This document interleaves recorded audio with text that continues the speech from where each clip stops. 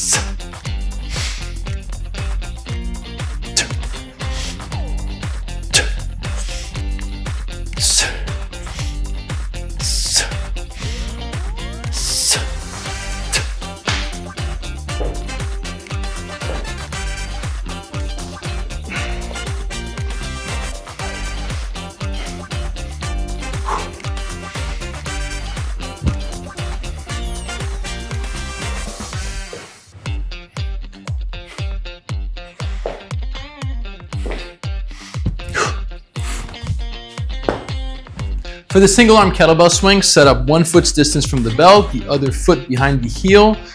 Space your feet out, hinge on over, tilt the bell towards you, shoulders even, hike back and tense at the top. Remember that a single arm kettlebell swing is an exercise in tension and then release. So the top of your kettlebell swing is tension, and on the way down, no tension as you prep for the next rep where you tense at the top. For the snatch, remember that you are taming the arc, so keeping it close to your body as you thrust and have it land at the top. This should not be a pressing motion at all. The hips do all the work and the arm guides the bell to the top. Here's what I don't want.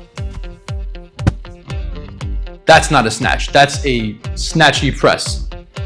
And this is too wide of an arc. If you're out here, you're not really in control and you're wasting a lot of energy. So the key to a good snatch is letting the hips do all the work, having the arms guide it, and keeping it close to your body on the way down and up. The next thing is 2 moves in 1, a clean and a press. So for every rep, we're setting up, we're hiking back, we're guiding to the rack, we're pausing, and we're pressing out. Guide it back to the rack, clean down, back to the rack, and press again.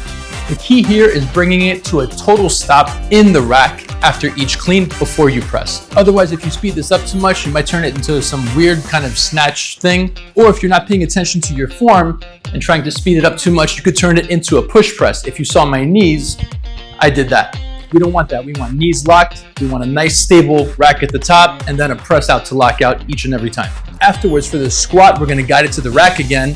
And it's gonna sit here above your thumb and on the thick part of your palm here.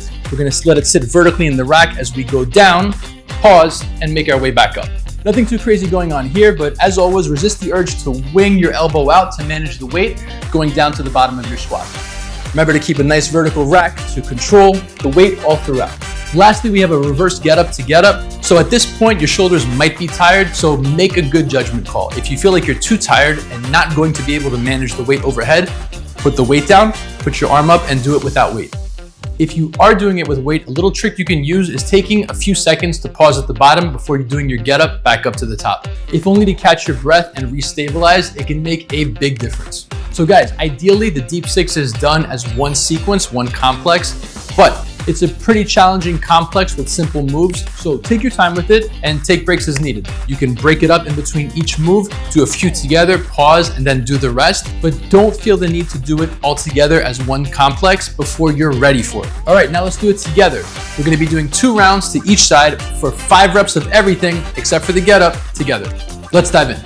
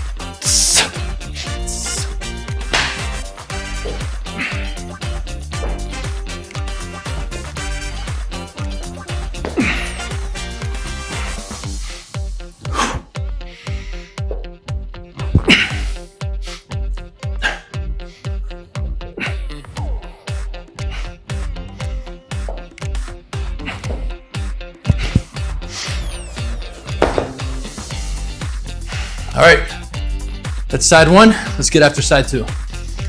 All right, here we go. 5 swings.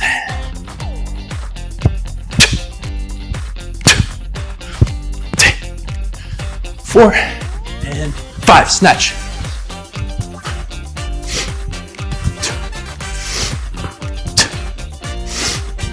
4 and 5. All right, clean and press.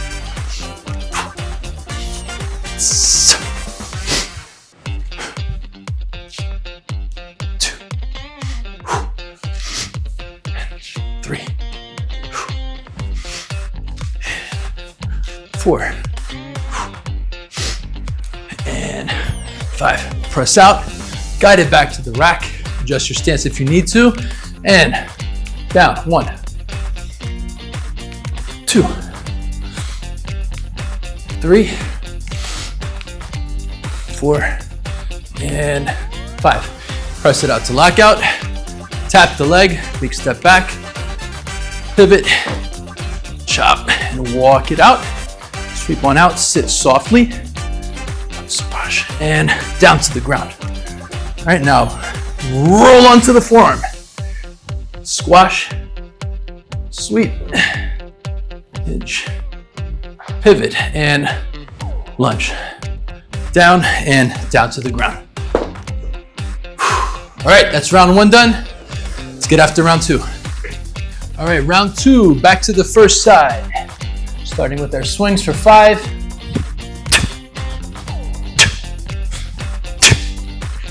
4, 5, snatch. 2.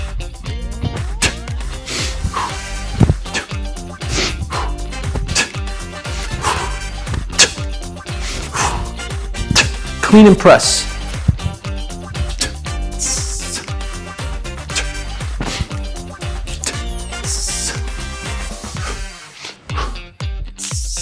3,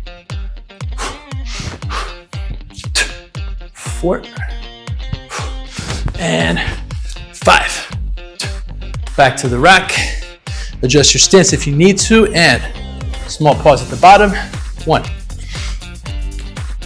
2, 3, 4, and press the lockout.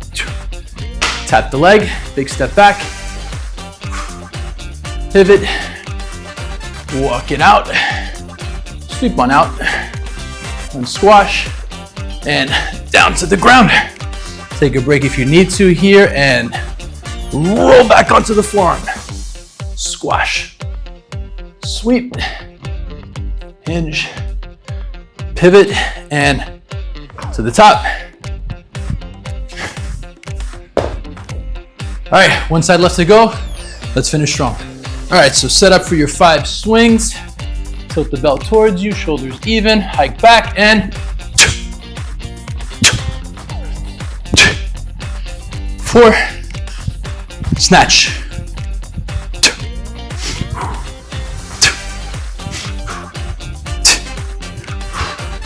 2, clean and press. 2,